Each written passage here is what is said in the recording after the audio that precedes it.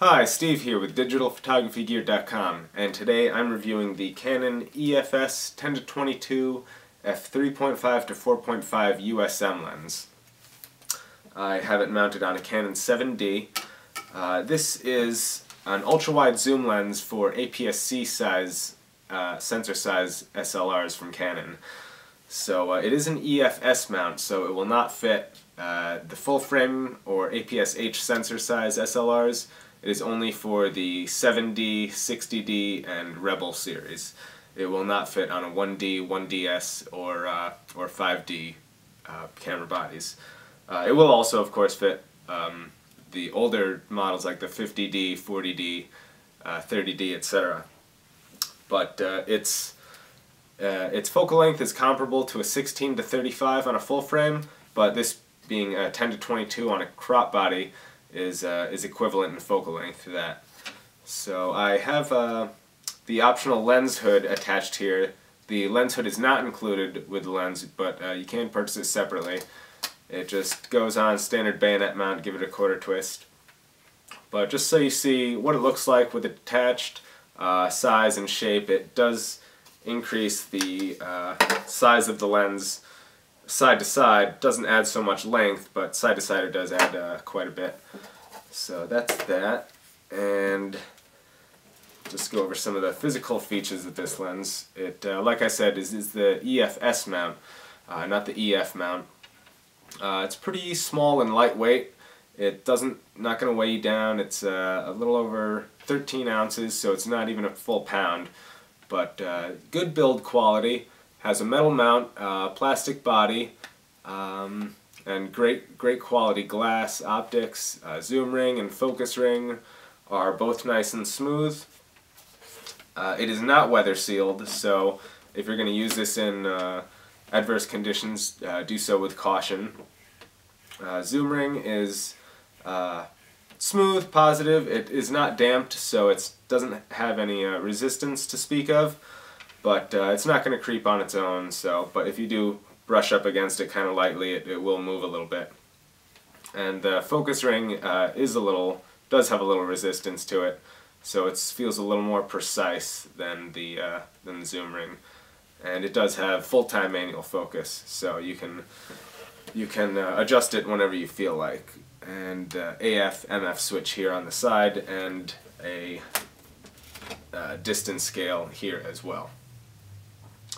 When you zoom, the front objective element does move in and out, but it is entirely contained within the barrel of the lens, so there are no protruding elements, and so that's nice. And it does have 77mm filter threads on the end.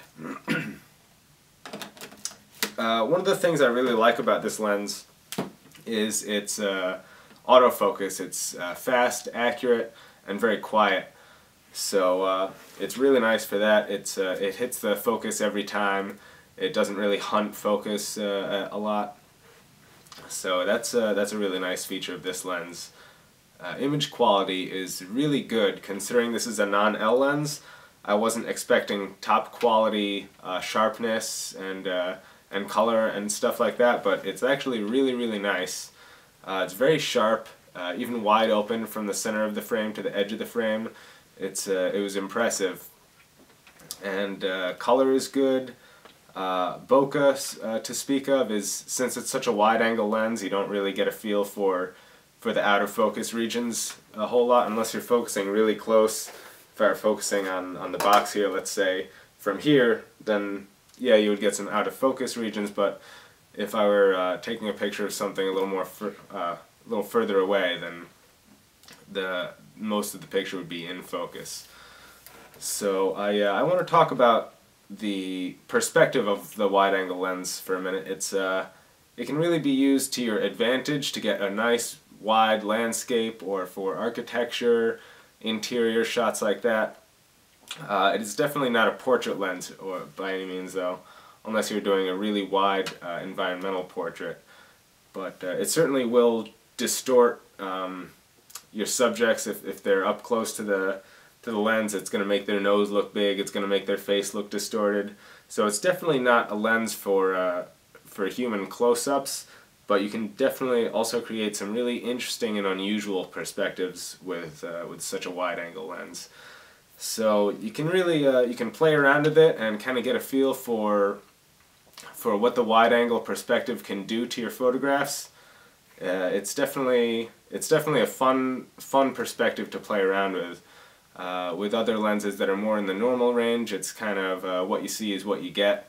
But with a lens of this wide of a focal length, you can get some surprising results.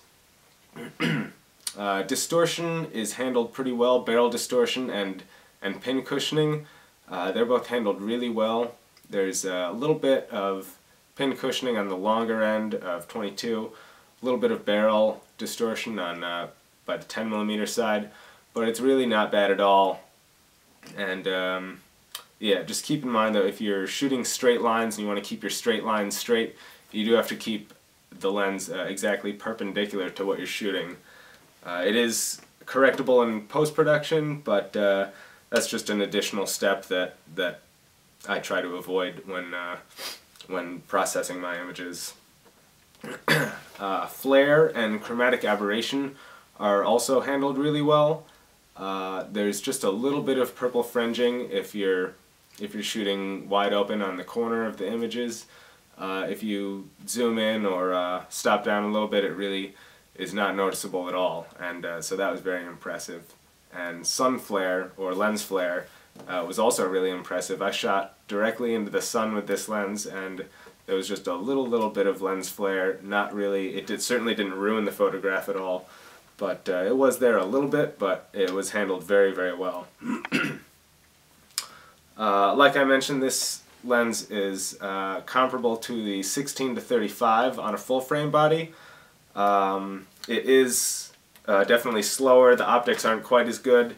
It's lighter and the build quality isn't there, but if the 16-35 had a little brother, this would be it. And yeah, overall I really like this lens, especially if you don't have a full frame or APS-H body and you want a wide angle. This lens is definitely the way to go.